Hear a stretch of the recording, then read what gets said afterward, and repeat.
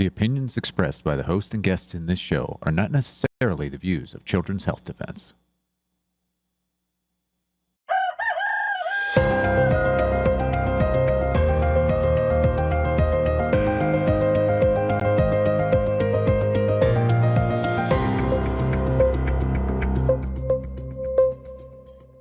Good morning, CHD. It's Wednesday, the 24th of September, 2025, and we're going to be talking about this autism announcement that happened a few days ago. So let's bring on our Chief Scientific Officer, Brian Hooker. Good morning, Brian. Good morning, Polly. So good to see you. Bright, sunny Wednesday morning.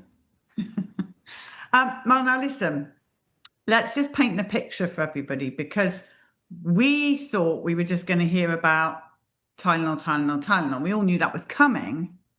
Right. A bit of a shocker that we did get the V word used. Over and over and over again by President Trump himself. I mean, he talked about the number of vaccines. He talked about the hepatitis B vaccine. He doesn't think that children should get the hepatitis B vaccine until they're 12 years old. That's amazing. I mean, how did this happen?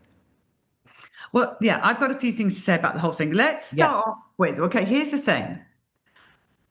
He says he doesn't want mercury and he doesn't want aluminum in the vaccines. My question to you is, how can you make a vaccine without those things? That's a really good question. And so, I was contemplating that and thinking, I'd love to punt and say that this is above my pay grade. But, there are adjuvants that you could use in the place of aluminum. To me, I think we need to step back and we need to look at the safety of anything that we're putting in to children's bodies. And so looking for vaccines without aluminum, are they unadjuvanted? It just raises a lot of different questions. Of course, aluminum is bad. Aluminum should be gone. Mercury should be gone. They should have been gone years ago. But I think that we also need to look at more fundamental issues like the fact that there are so many vaccines already. So why don't we look at whether we need them or not, especially on a case-by-case basis? And I was talking to another scientist last night, and she said, this could be careful, Polly, she said, because this could be them pushing in the mRNA platform. Is that, do you think? I can't imagine Bobby doing that in a million years. Well, I'm concerned about that as well. I've looked at, some of the individuals that are influencing, the administration, that are even influencing the HHS. And the mRNA platform is sort of a shiny new object for individuals in biotechnology who want to make lots of vaccines and want to make lots of money very, very quickly. Because the advent of this technology is really like, oh, well, if we have the genetic code for anything, we just plug and play and we'll make a vaccine. That's dangerous. It's very dangerous, and it is gene therapy. And, no matter how you slice, dice, julienne it, whatever, it is still a genetic therapy, and there is still a possibility, what I believe is a strong possibility, when you look at the number of genetic events, billions of genetic events going on in every cell in every minute, a strong possibility that could integrate into your own DNA.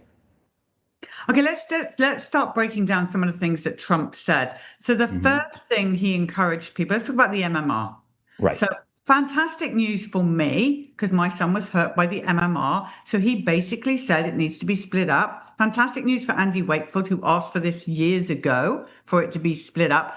But I'm sorry, but I've interviewed people who have been able to get the single measles shot. This is way back in the day, and their injuries are as bad as the MMR. So good news is that he's basically just said the MMR is bad by saying it needs to be split up. So that's great news for Billy. That's great news for him.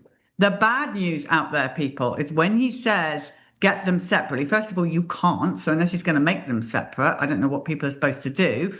But secondly, they are not safe. Even a single jab, they're not safe. What do you say? You're the scientific officer.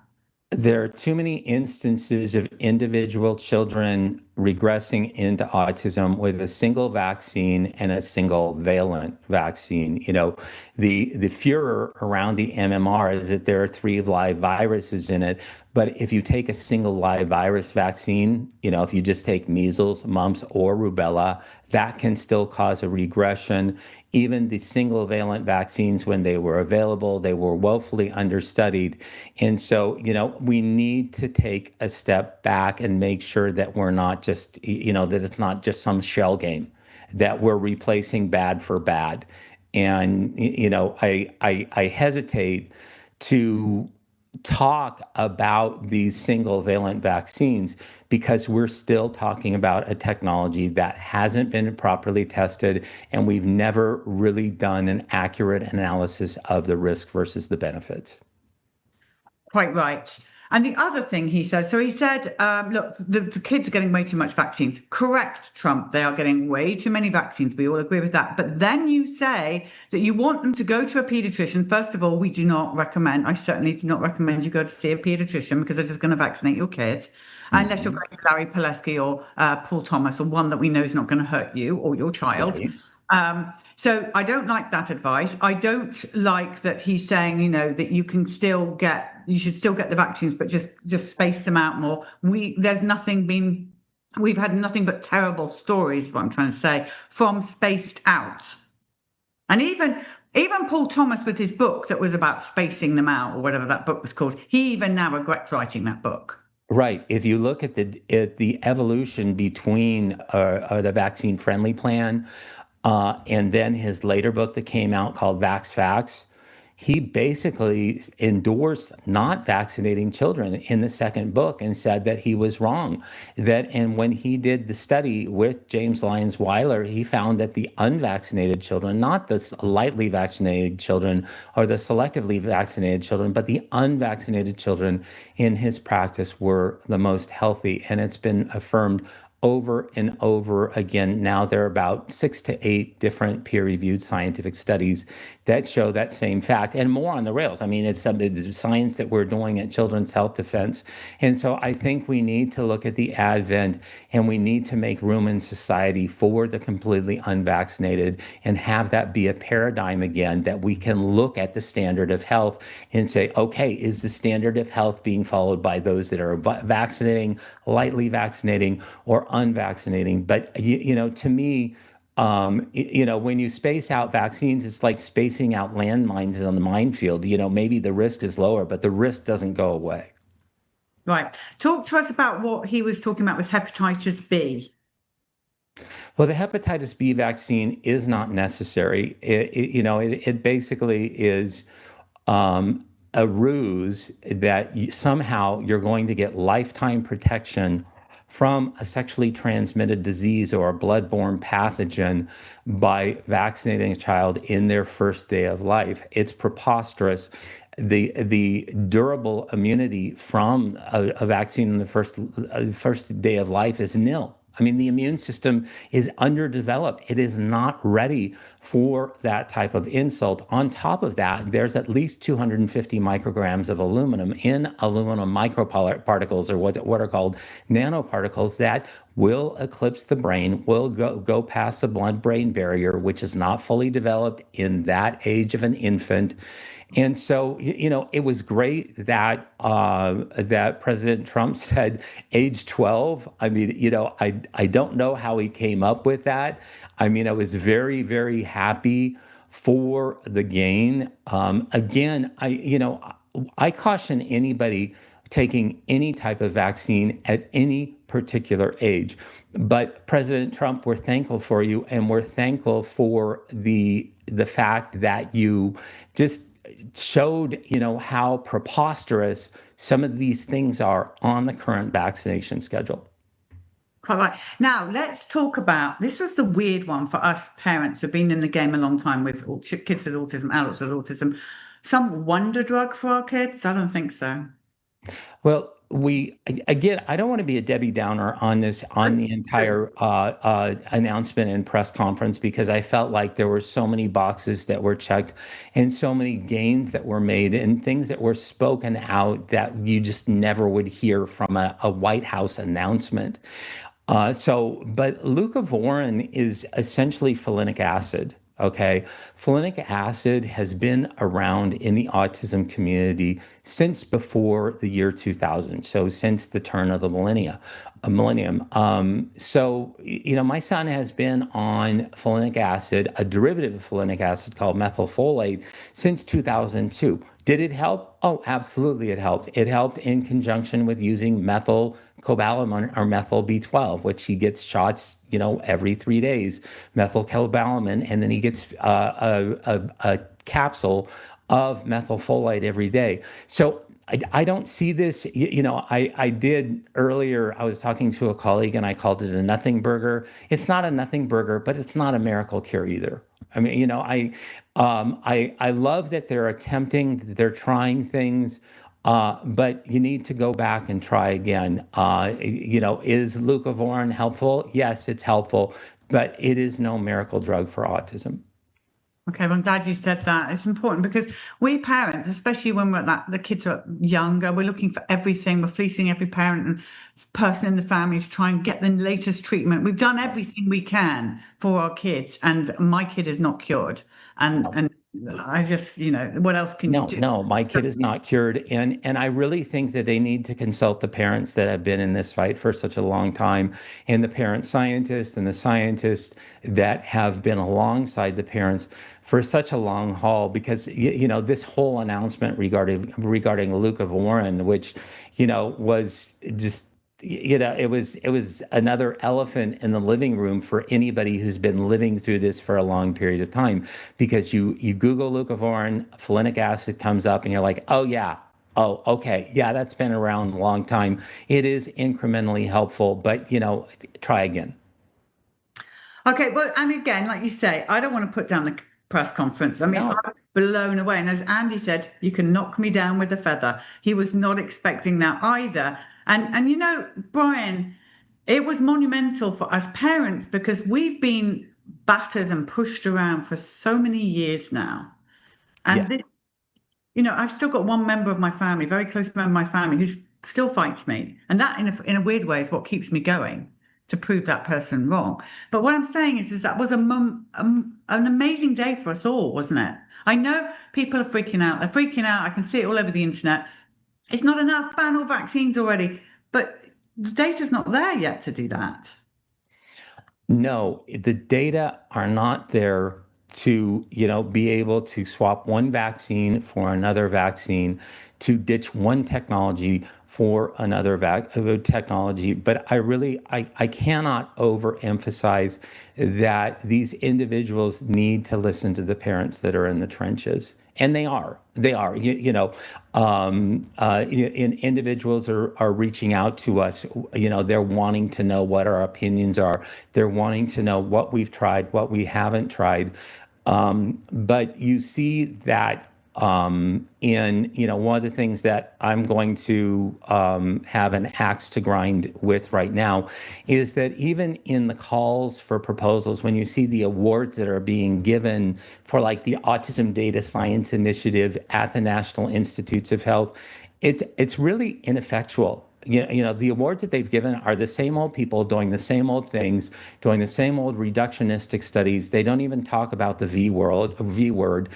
Heaven forbid that, vaccines, which have been, in the crosshairs and are front and center by this press conference. Well, why don't we look at the National Institutes of Health, where Jay Bhattacharya is the director of the National Institutes of Health, and look at them actually taking this head on. I don't see it yet. I want to see it. And I want to be able, I'm so thankful for this press conference, but this is our opportunity not to slow down, but to hold these people's feet to the fire. Quite right. Well, so then he went on and on and on about Tylenol. And we all know Tylenol's bad. We all know it. We've always known that. I don't actually know what is in Tylenol, but someone's saying there's aluminum. I don't know, whatever. It's bad stuff. But Brian, as I said before, I've never had a mother come up to me on the bus and say, my child regressed into autism following Tylenol. Right. Well, Tylenol is bad. When you look at acetaminophen and, the molecular structure of acetaminophen, which is, the generic name for the brand Tylenol, and, you can pick up generic acetaminophen over the counter, as any of the generic brands that are around. In the UK and Europe, it's paracetamol or Pamol. But it is bad news. There's no question in my mind that there is a connection there. But life is not so simple to say that, oh, I got Tylenol, therefore I get autism. I get this vaccine. Every child that gets this vaccine gets autism. That's just not how it works. I mean, there are so many different factors that come into play. And I really think that looking at the combination of getting a vaccination, getting a round of vaccinations, and then using acetaminophen as a fever reducer. Number one, my hat's off to Dr. Suzanne Humphries, because she's been raising this issue for such a long time. Why would you reduce a fever unless it's a life-threatening fever? The fever is knocking down that infection. It's the response to that inflammation. And really, acetaminophen does nothing but lower the temperature. It doesn't even lower inflammation. It really doesn't do anything except for lower the body temperature. Now, in emergency or life-threatening situation, that is a different story. You don't want to have a kid that has a fever of 105, 106. But, for reducing small fevers and reducing discomfort, I would say arguably that acetaminophen is really a bad choice. It's a really, really bad choice. And I would love to see people not treat these fevers. I would love to see people questioning, why am I using this? Why am I putting this into my child's body? Just because my practitioner said, oh, well, front load with Tylenol before the vaccine, back load with Tylenol if they're having discomfort. I think we need to go back and ask fundamental questions. Why am I doing this in the first place? And that is where we can avoid the pitfalls, whether it's Tylenol, whether it's vaccination. Again, I agree with you, Polly. I've never heard anybody say, I gave my child acetaminophen and then they regressed into autism. I've never heard that sequence. There's always been something tied to that sequence of events. It's usually an oxidative stressor. That oxidative stressor is usually a vaccine. So, Brian, here's the reality of it. You and I have talked about this before. This is, to everyone listening, this is not only your son's story, it's Steve and Brian's story, okay? Born healthy, great, fab. Right. First thing they get is Tylenol, because we're told to get Tylenol, give them Tylenol before vaccines. So we give them their Tylenol, then we give them their vaccines, then we give them more Tylenol, then we have to give them antibiotics because they've got an ear infection, and more Tylenol with that, then more vaccines, and it goes round and round. That is their first year of life. Do we see that first year of life that you see in Steve and Billy and so many others? Do you see that in the unvaccinated? No. No. That is the thing that astounded me. To me, that is, the thing that I did not expect to see was the health of the unvaccinated in terms of chronic diseases, neurodevelopmental disorders, autoimmune disorders, and then infections. That really got me, like ear infections, respiratory infections, gastrointestinal infections, recurring infections requiring hospitalization, influenza. These kids that are getting multiple vaccines, their immune system is compromised. And so the things that we don't vaccinate for, the sniffles, the colds, the rhinoviruses, the respiratory viruses, the bronchitises, the sinus infections, they happen much more routinely in the vaccinated than they do the unvaccinated. And I could go on and on forever, but that was, that was like the game changer for me. I did not expect to see that. I was not recommending that individuals vaccinate their child before, seeing that result. But that was the result that was so incredible, was the health of the unvaccinated. And that's the book, Let the Science Speak. You can get it on Amazon. People, is there anywhere else you can get it for those that don't like Amazon? Or is it just... You can get it on barnesandnoble.com. You can get it in your local bookseller. I actually took my son to Barnes and Noble, and we saw the book here in little tiny Redding, California. Population 90,000. We went to our Barnes and Noble and we bought a copy of Vaxxed Unvaxxed. And I did a bunch of photo ops with my son, and he didn't like that, but that's okay. That's what dads do. So yeah, you can get it. You can also get it at local booksellers. If you want a signed copy, email me at drbrianhooker@gmail.com. That's easier than my children's health defense address. And I'll make sure that we get one signed for you. But yeah, if you don't, I don't like using Amazon. Every time I use Amazon, it's a little cringeworthy, and I just think about Jeff Bezos and his pocketbook and his rocket ships in space. So yeah, there are alternatives, and I think like good books, there are some other alternatives on there as well. It's a great book. I tell you what it's a good book for. Often there's somebody in the relationship, it's normally the man, that's like, I need to see the science. Whereas the women are more like, actually, I've seen my friend and she gave her kids vaccines and the kid's either dead or so. I'm not going to go that way. Right. The men are like, prove it to me. That is the book to send the men.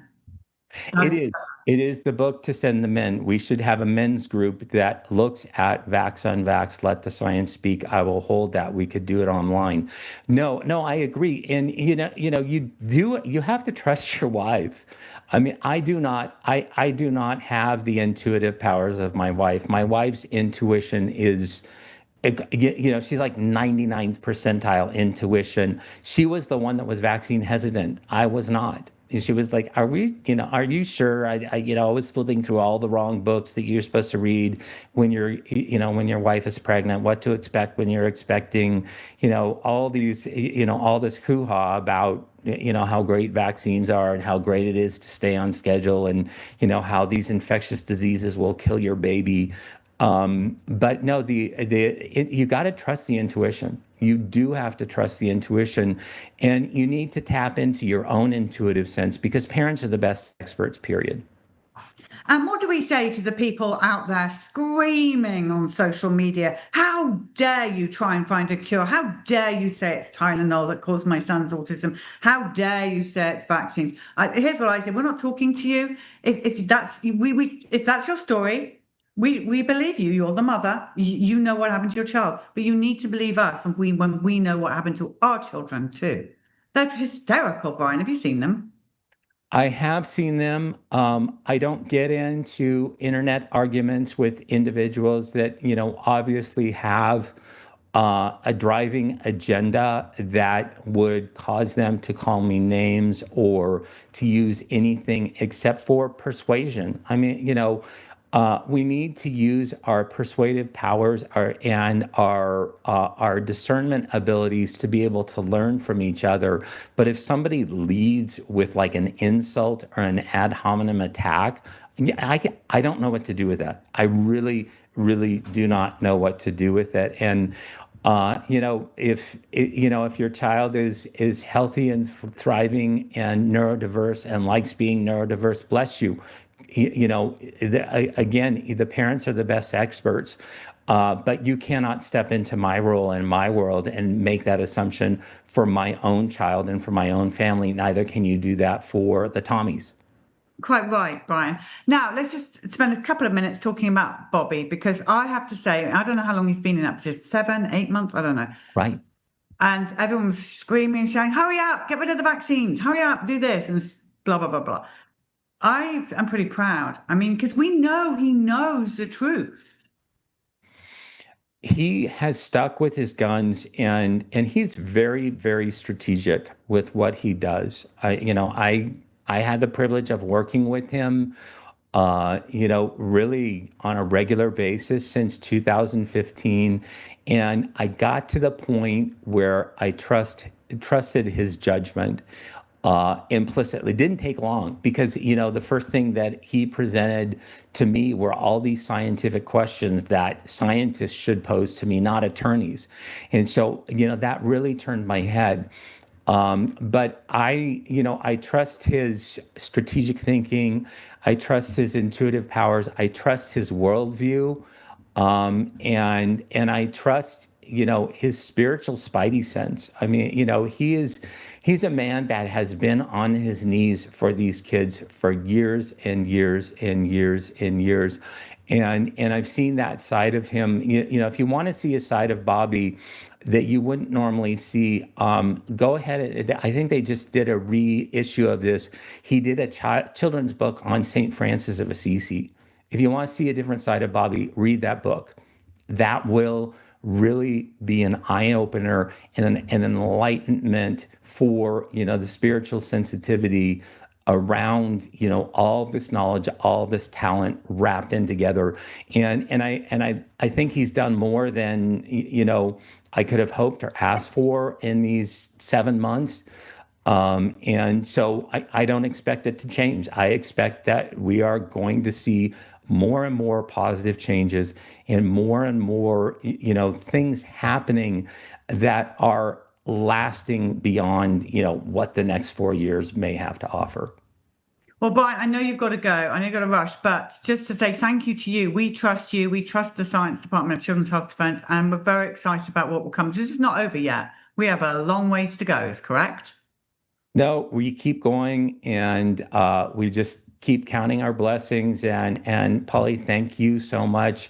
I mean, for bringing this out, for working tirelessly in the fight. It takes a special breed of individuals that continues to push, continues to have the tenacity, and then continues to take care of, autistic children.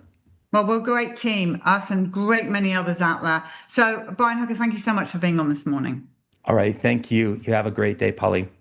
Okay, everyone. Well, that ties nicely in with a video that we have had made at CHDTV of Andrew Wakefield.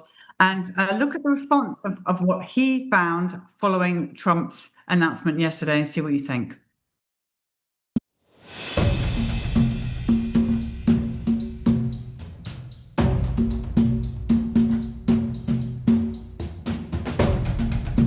The press conference for the Lancet paper was called by the Dean of the medical school, who was the chairman of the media committee. The temporal association between MMR and autism was initially made in the United States. I had done an extensive research into measles vaccine safety and MMR vaccine safety in the pre-licensing phase. In other words, what safety studies had been done before these vaccines were put onto the market and into children. The 250-page report was compiled by me, showing that the vaccine safety studies for MMR in particular were lamentable.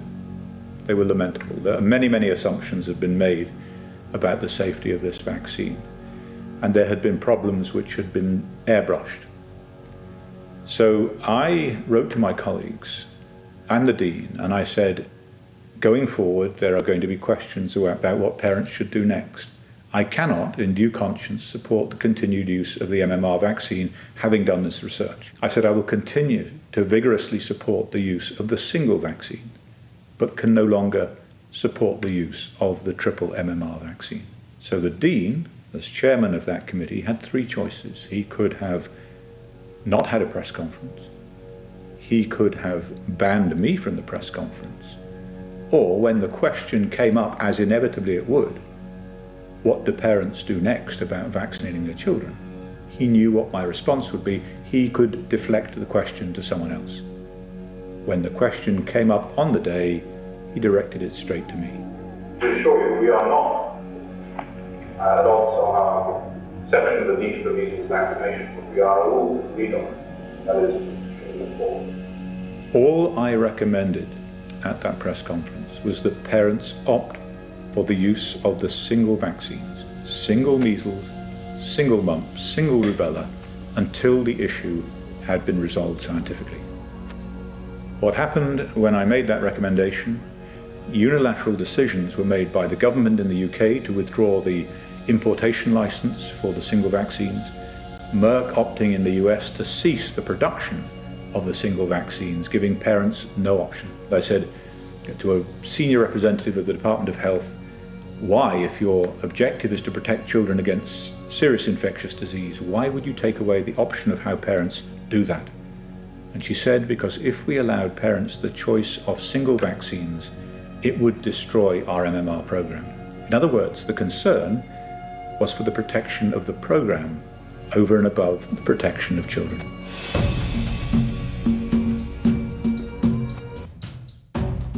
The MMR, I think, should be taken separately. This is based on what I feel, the mumps, measles, and all the three should be taken separately.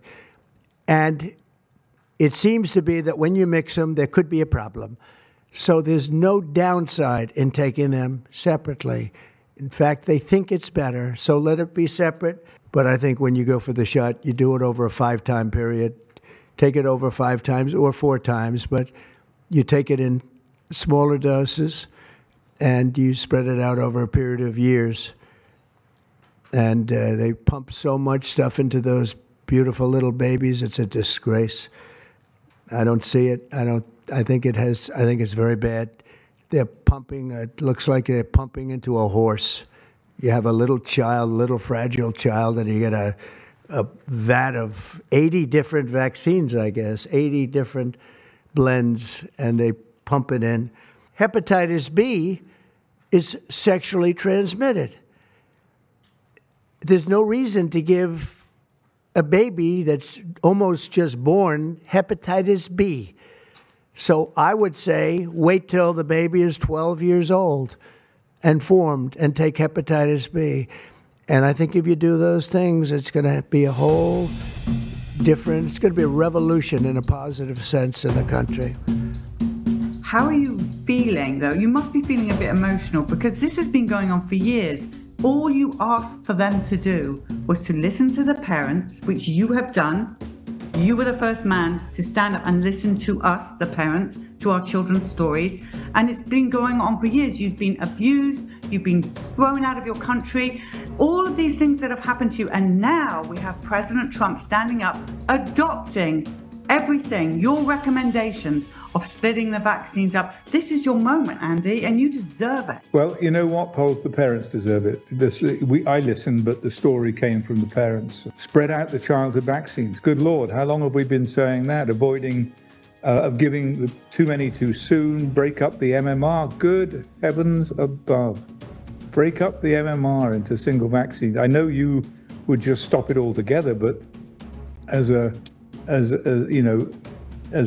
extraordinary step for this president to sort of take, to say break them up, too many too soon, delay the first hepatitis B vaccine until 12 years of age. Wow. Now given in the first 24 hours of life. How extraordinary is that? I mean, the CDC must be in a bit of a tizwas, and none more so than the pharmaceutical industry themselves. One of the things he said is the current vaccine schedule is like injecting a horse with a vat of vaccines. I mean, that's a pretty good visual right there. So, and the other good thing is he's committed to funding research to the tune of many millions of dollars to get to the bottom of this and put an end to the autism epidemic. And whatever it is, whatever it comes down, if we can put an end to the epidemic, that is a huge step forward. And then, of course, what we have to do, and what you and I have talked about so often, Poles, is what do we do for the children, the adults who are already injured? We mustn't forget them. It's great if we can stop the epidemic, that's absolutely essential, but we mustn't forget those who've paid a price.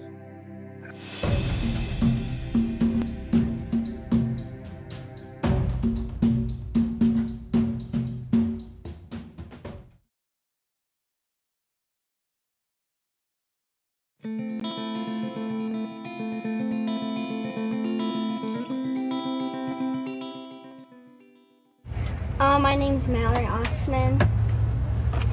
And how old are you? I'm 16. And your mummy? I am Rhonda Ossmann. And is your story about you?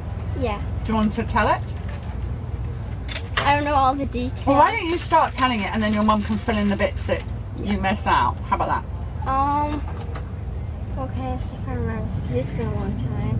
Or maybe mummy can start it and Yeah, you maybe can I then, should start. Yeah, you start it. Yeah. Okay, she was a healthy baby. In fact, when she was born, her APGAR scores were like 10, and they don't do that very often. But super healthy baby, did all the milestones at the right times, 3 months rolling over. Everything was perfectly normal. She was just the perfect, everything was perfect. Head, body, growing right along, everything was normal. Then we started doing vaccines. Okay, now this was 16 years ago, so there was no talk about vaccines. There was nobody, you just did what the doctor told you. All my friends, everybody's just getting vaccinated. No one's talking about any of it. So at about her 6-month visit, something drastically happened. And let me take you back forward. She's now 16. We didn't start putting the pieces of this together till she was about 12 years old. We started going back and looking. In fact, I have papers here to show all the stuff that I was told. And anyway, so then now let's go back. So all of a sudden at her 6-month visit, she got a series of shots, which she'd been getting all along, but now here's a group of them. The DTaP, this was like, multiple shots. All of a sudden her head stopped growing. So I'm going to try not to cry, but we went to every kind of specialist. Everything just stopped. And she was labeled failure to thrive. Her head just stopped growing. And at that stage of a baby's life, that is a very bad thing, because the brain's trying to grow. And her head wasn't growing. And so everything started happening. Speech and language delay. She went all backwards as far as, milestones that she had hit. And then, we didn't know what was going on. And so we went to every kind of specialist. Thousands of dollars spent in nephrologists, endocrinologists, every kind of specialist, nutritionist. They were poking, prodding, checking every single thing on her body, and nobody could find anything. Speech and language delay started. They were going to do surgery and open her skull up. My 6-month-old little girl. What was their explanation for wanting to do that? Because her head's so small, let's open up her skull and see what's her inside. head hadn't grown. Her I head get that, but what was that? They just decided that would be an appropriate thing to do. What happens is the sutures in the skull, they start fusing together, and because her head wasn't growing, your brain is growing very quickly at that stage. Well, her whole head stopped growing, and as a result, everything else stopped. Okay, she got all kinds of, she had eczema, she had microcephaly, which is, where your head is just, the rest of your body's growing, but your head's not. So all these different things were happening in her body, and they just decided that they were going to open her skull up because it had stopped growing. And nobody could figure out what was going on. And so that was their only answer. And of course, nobody's looking at the vaccines, because 16 years ago, there was nothing. In the 1930s, nobody had even heard of autism. Now, as a result of this, well, what we did was, we're Christians, and we prayed for her, and her head hadn't grown in months. So just before the surgery, we prayed for her, and her head grew 1 inch. And so they can't...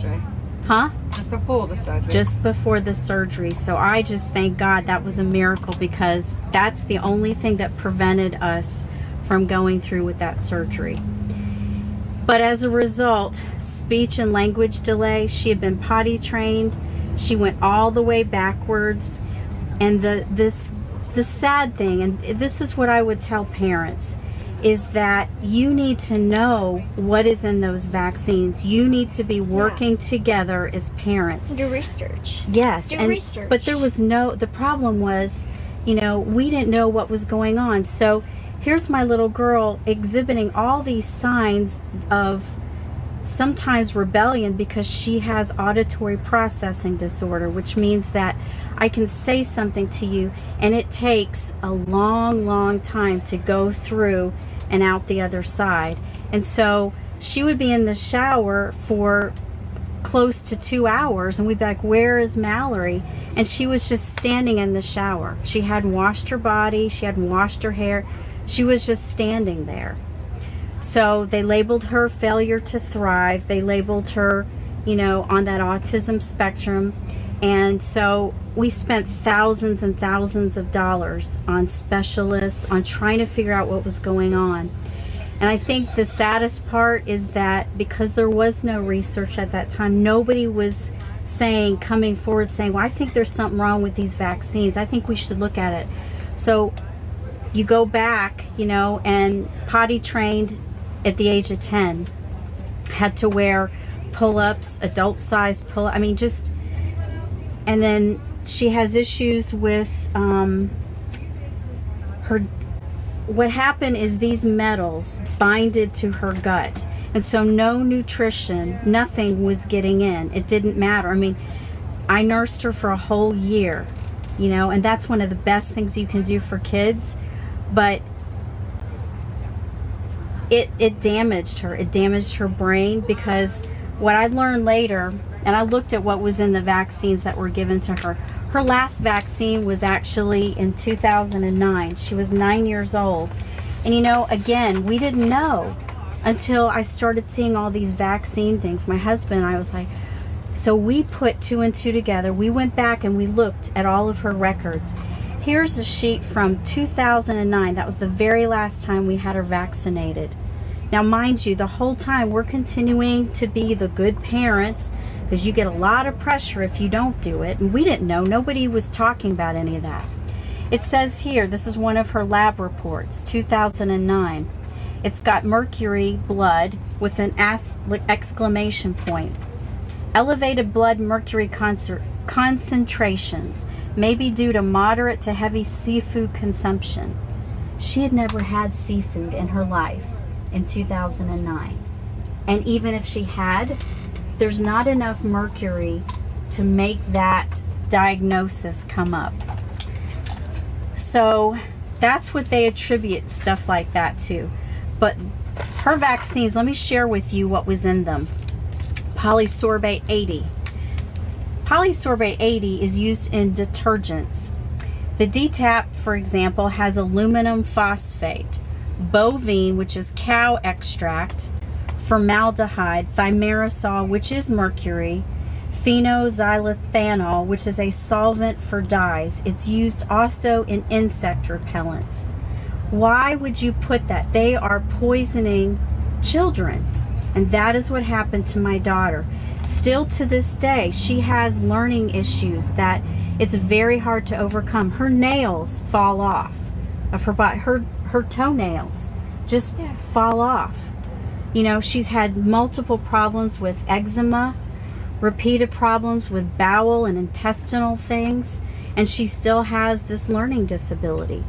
And just basic life skills are very difficult. It took to the age of 10 to potty train. She went all the way backwards. So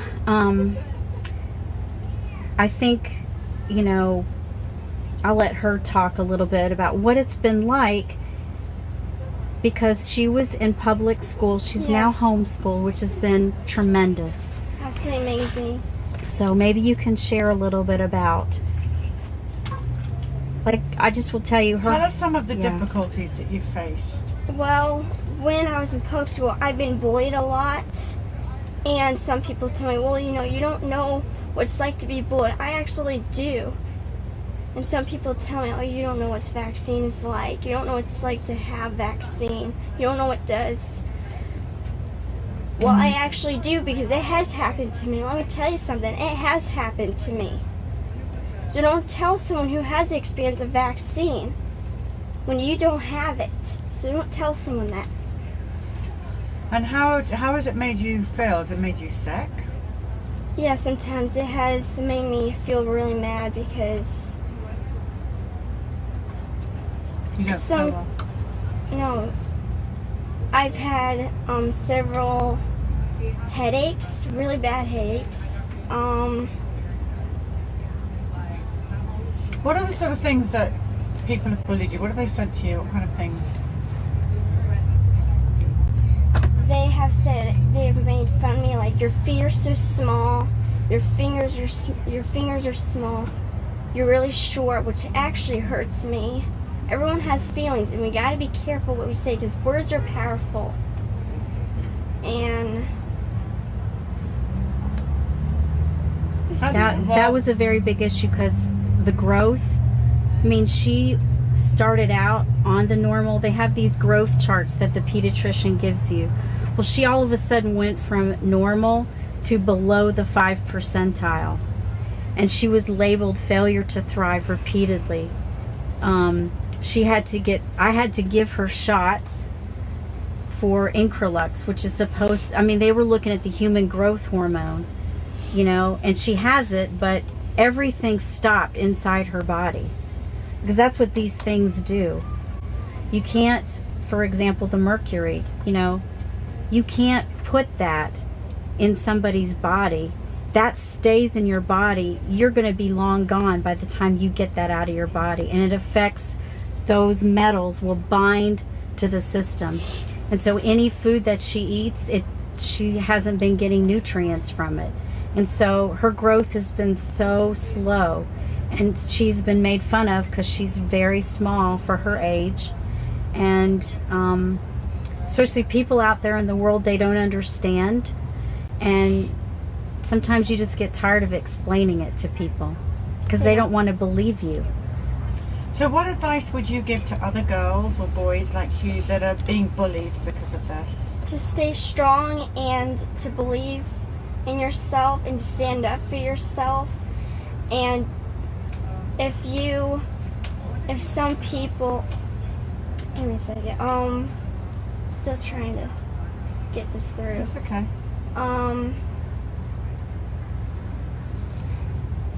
It's okay. So be strong and believe in yourself. That's great. Mm-hmm. And not let a mean word hurt you, because that's what the devil wants. And he's trying to get people to tell you all these things like, oh, you're ugly. I'm not actually calling you that, but this is for example. Like, oh, you're not pretty, no one likes you, no one wants to be your friend. Because some of those things people have called me that. And thinking that does not hurt that person, it does. Because everyone has feelings. Some people out there are very sensitive. And for me, I'm very sensitive. Maybe look around you instead of going ahead and being mean to someone, or trying to be mean to someone. Maybe think before you say something or think about something. I want to say something. Yeah. I think one of the hardest things is the social skills. Yeah. And, you see these kids that,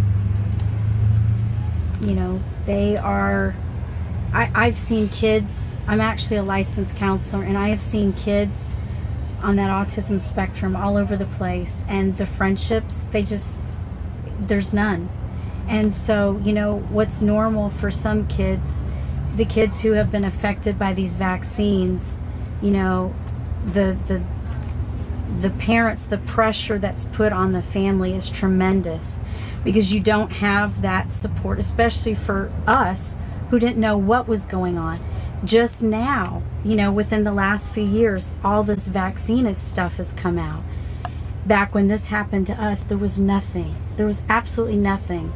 And so for those parents that have a child with this, I would encourage them to find other parents that have this because they need friendships. They need the social skills. And that's been probably for a mom, it's one of the hardest things to watch, is not, because they don't have that. You know what I'm saying? I know exactly what you're saying. Yes. Yeah. Well, everybody on Periscope thinks you're amazing. They think you're beautiful, and they think you're articulate, and they think that you've got a great future ahead of you, and you're extremely wise. They are sending you lots of love and hugs and hearts, and I'm going to show you them. Do you want to see them? Yeah. Look. See all read those that? hearts going up there? Can you read that, Mallory? These hearts here. See all those hearts there? What do you think? Look at that.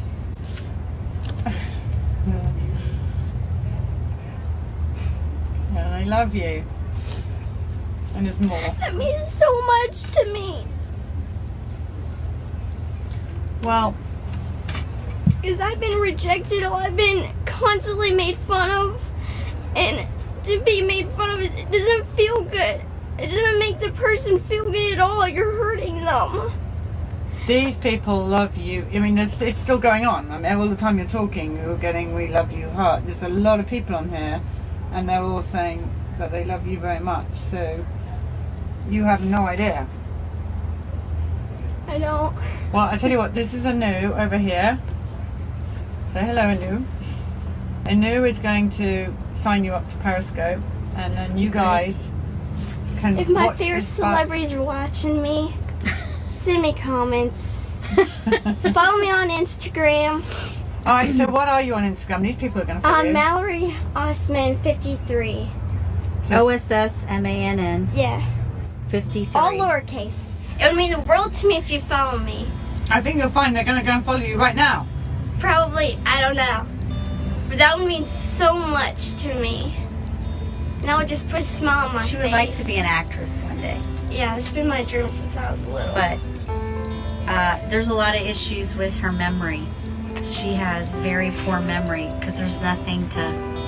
Yeah. That's another thing these vaccines did to her is you can tell her something and within 3 seconds she forgets all of it. Yeah. So trying to memorize lines and stuff is... But it's okay. I just know my favorite celebrities. I'll be able to meet them one day. Because I would love that. Alrighty, well now listen, you got to go and sign the bus. Yeah, she just did. Yeah. Oh, you just signed it? Yeah. What number were you? 3582. Yeah. That was quick. It's very tiny, but... Thank you for doing that. And you should go meet Bella. Well, Love you guys. it's my daughter. She's out there. Yeah, we just talked to her. Okay. Alright, Anu? Yes. Are you ready to help Mallory get on Periscope? Yes. Love you Right. guys. Thank you so much.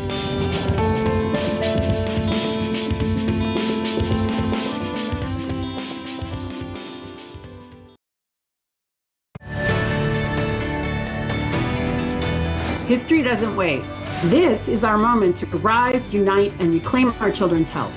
Join us here in Austin, Texas this November at the Children's Health Defense Conference. In the wake of unprecedented medical overreach and censorship, the world is waking up, and people like you are leading the way. We're at a turning point in history. With the pandemic behind us, our fight for freedom and health has reached the global stage. This is our moment of truth, and we're ready to seize it together. And Children's Health Defense has been at the forefront of this charge. Our 2025 conference brings together the leaders, visionaries, and warriors who made it happen. Meet the parents whose lives were forever changed, and hear from doctors who risked everything to speak out. Stand with those who refused to be silenced. You are going to hear from world-renowned speakers, doctors, and frontline leaders driving the medical freedom movement. Discover real-world solutions grounded in science, integrity, and human rights.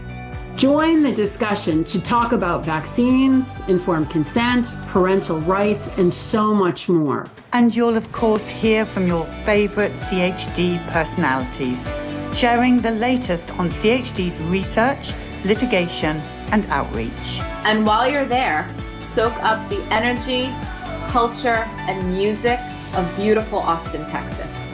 Whether you're a parent, a practitioner, or a medical freedom advocate, this is your call to action to protect what matters most. Be part of the movement that is rewriting the story for generations to come. So please join us. Join us. Join us. Let's make history together in Austin.